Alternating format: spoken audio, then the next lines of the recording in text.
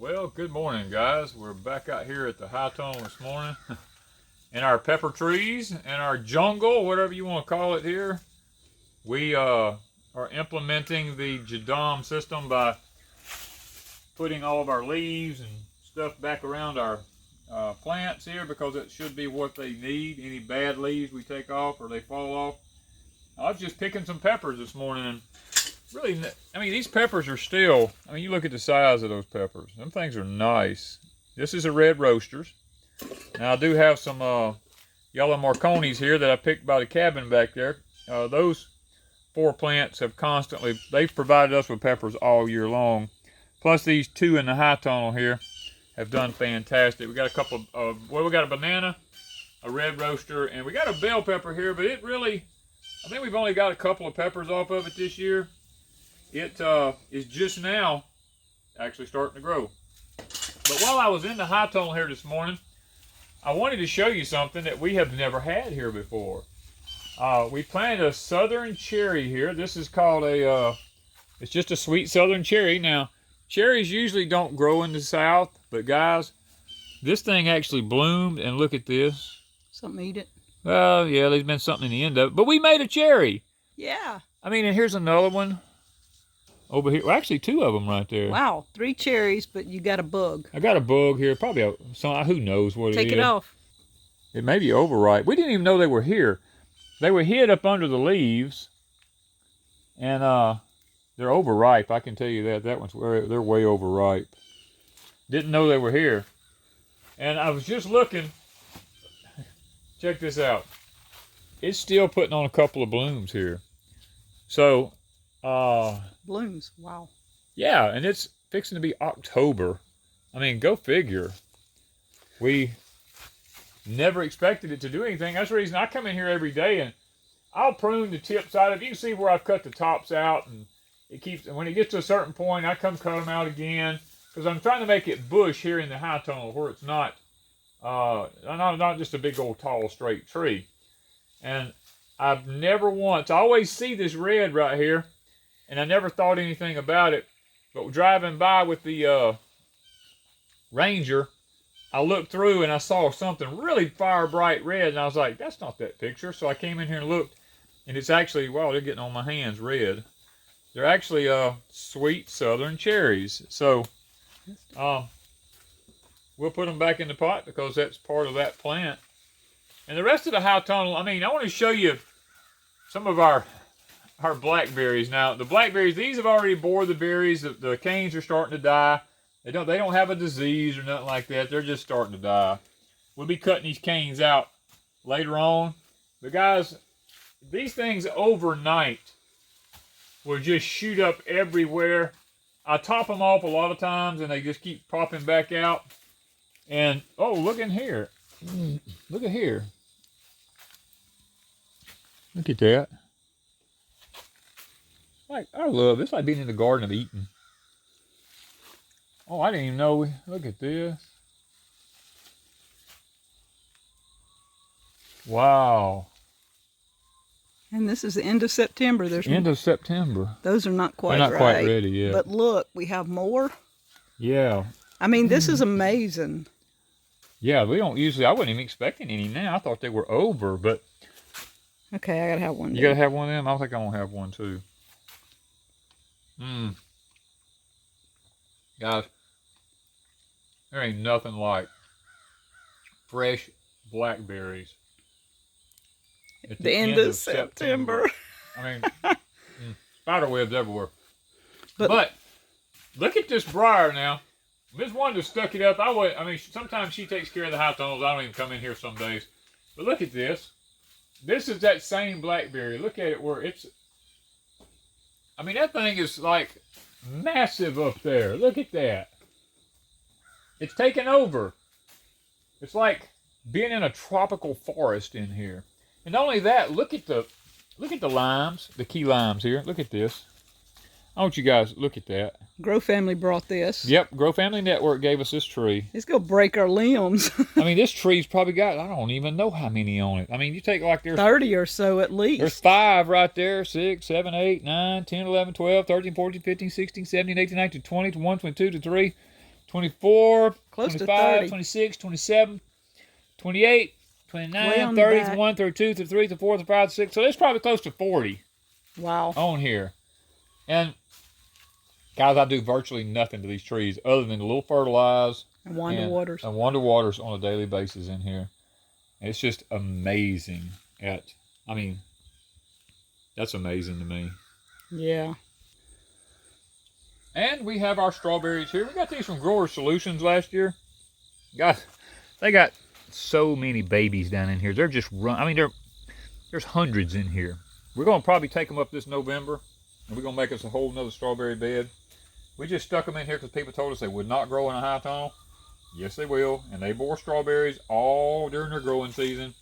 And now there's enough strawberries here with the babies and all on it to plant a huge strawberry bed. So this is the ones we got from Growers Solutions. And behind it here is another one of the yellow Marconi pepper plants. And yes, we still have peppers over here. I hadn't made it this far around the high tunnel when Ms. Wanda caught me there. But look at that.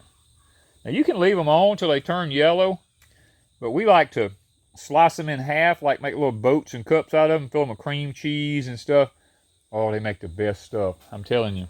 And they're all up in here.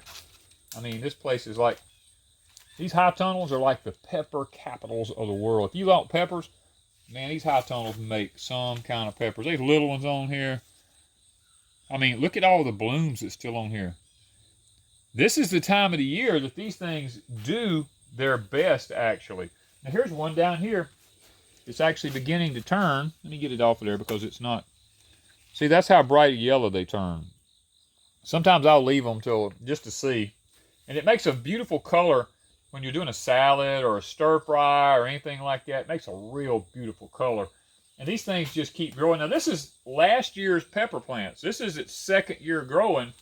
And it's doing fantastic. I mean, I'm sitting here, wow, at the peppers in here. I'm always harvesting peppers because peppers is one of those things that we really use them here at Deep South Homestead a lot.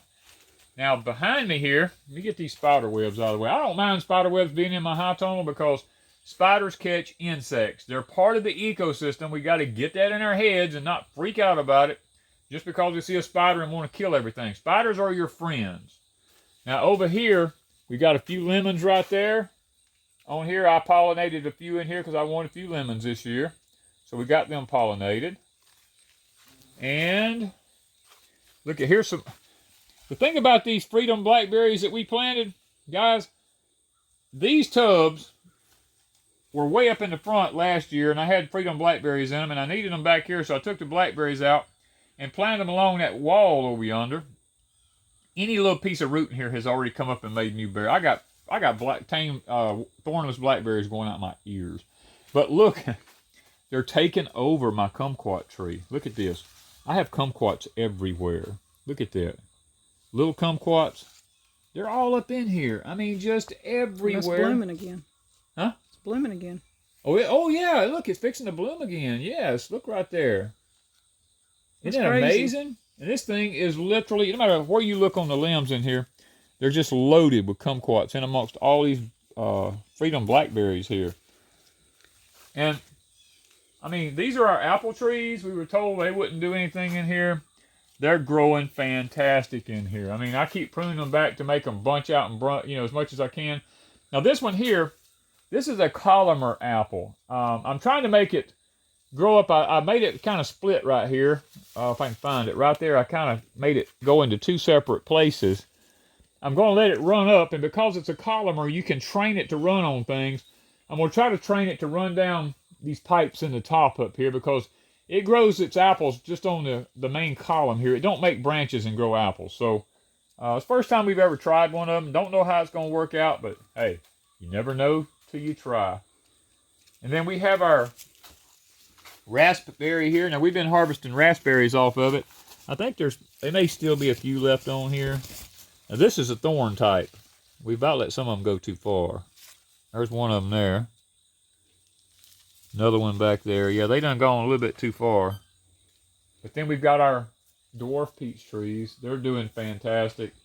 I mean, they had peaches on them this year. We're really excited about that. Hopefully next year they'll be loaded again. We have some sweet potatoes in the pots in the high tunnel here. We're experimenting with them to see how they do through the cool weather. See if we can grow a few sweet potatoes in the wintertime in here. And then right beside it here, we have a white seedless grape that I planted in here. Now, seedless grapes usually don't do anything here in the Deep South because we have so many muscadines here and scuppernongs that they cross-pollinate. But I figured, hey, I'm going to put it in the high tunnel, and I'm going to see if putting it in the high tunnel, if it will actually still cross-pollinate with something outside. So hopefully it won't. That's one thing we're hoping for, but look at the sweet potatoes in here. These things are just gorgeous, and they're beginning to grow up here, and look, they're wrapped all up in my muscadine vines up here. I mean, they're taking over, and then not only that, the Malabar spinach. Look how beautiful those leaves are. Big as my hand. These things, and the vines are growing. And I have a bay tree here with the bay leaves like you cook with. This bay tree, I've been training it to grow right here, and the Malabar spinach came up in the pot, and it's done growed up and growing all the way to the top of the high tunnel up there. Along with all the love bugs. Yeah, if you live where there's no love bugs, consider yourself one of the most blessed people on the earth. Those things are, I think they're come out of hell or somewhere. Guys, these are our Purple Majesty potatoes. I planted these like 2 weeks ago, and I believe, now I haven't done the research on them, but I believe they're an indeterminate variety based on what I saw in my garden last year. So I planted these deep in this bed, and only put a little bit of dirt over them. And as they grow, I add the soil to them. And I'm fixing to add it on top of these again. I've added it to it 3 times already. And I'm fixing to take some of these bags of potting soil we got here, and I'm going to put on top of these till I get it to the bottom of these boards here and cover them again. Because if there truly are indeterminates, they will make potatoes everywhere these leaves come up on them at as they grow up. So it's an experiment. We're going to see how it does here in the high tunnel. I'm probably about an 8-foot section here of them that I'm experimenting with. Well, this is our 3 dwarf banana trees we've got here. The freeze didn't kill this one last year. It's still hanging in there. And these other 2, if you go back and watch my older videos, they were only like this tall.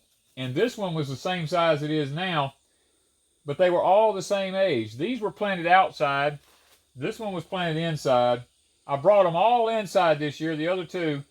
These 2 have caught up with this one being in the high tunnel. So we realized that being in the high tunnel is really the environment that these dwarf banana trees really like. So I'm kind of hoping that in the very near future, these get large enough that they actually make some bananas. Now, that's what we're hoping now, for. They can't tell on this, but I'm showing the leaf. How long? Put your arm up there somewhere. Oh, my gosh. This leaf is probably 5 foot long. I mean, I mean, my arm, you look at that. It goes down here. Look at the size of that leaf. It's just amazing. That's not the biggest one. The biggest one. one. And you can actually eat these things, too. You can cook with them? You can cook with them. Yeah, you can actually split them off down the sides right here and use that to wrap your food in and cook with. They're amazing, and they change the flavor, but look at the one behind you. That's the biggest one. Look at this one. Look at that. I mean, this is my hand upside. Look at that, how big it is. I may have it turned sideways and people see it weird, but yeah, okay. But look at that. Look how big that thing is based on my hand. I got a big hand. I mean, that's totally amazing to me how they are. And then Miss Wanda went and she planted some red romaine lettuce over here. And we're going to see how this does in the high tunnel in here, because that's a cool weather plant. We're going to kind of see how it does. And I have garlic planted in here also that hadn't come up yet, the elephant garlic. So we'll see how it all kind of works out together here, guys. This is the temperature in the high tunnel this morning. It is 8 o'clock, and it's 77 degrees in here. So, very comfortable. Now, the humidity's high, but it's very comfortable. And we hadn't turned fans on, but we're fixing to. We're fixing to turn the fans on, start stirring up some of the humidity in here. But, we got some more apple trees here, growing here. These are doing really good. Guys, you remember last year, I showed you, if you go back and watch the video, I showed you how to send your peach trees into dormancy because we were told that peach trees will never work in a high tunnel. It stays too warm. They won't get the chill hours that they're supposed to get, and they'll never bear. Well, we had peaches this year in here, and I showed in that video how to send these trees into early dormancy. And just as soon as we get to probably the mid-October to the end of October, I'm going to send all these trees into dormancy. And that way, they will get the chill hours that they need to have peaches on them next year. So guys, I hope today has been a good day. We'll get more of these peppers here when I see them. I like to get them. I hope you've enjoyed a little bit of a walkthrough of the one of our high tunnels. We actually have 3 of them. We're working on the 3rd one still, but the other one has got a lot of stuff going on in it. But that's the one that Ms. Wanda takes care of down there. She's got peas and all kind of stuff in it. And if you want to see what's going on in hers, just go to Crazy Days because she does the updates in hers on Crazy Days. We put it up over here occasionally, but this morning we saw the cherries and thought, hey, you guys might be interested in seeing that you can grow a cherry tree in the South. Thank you guys from Deep South Homestead.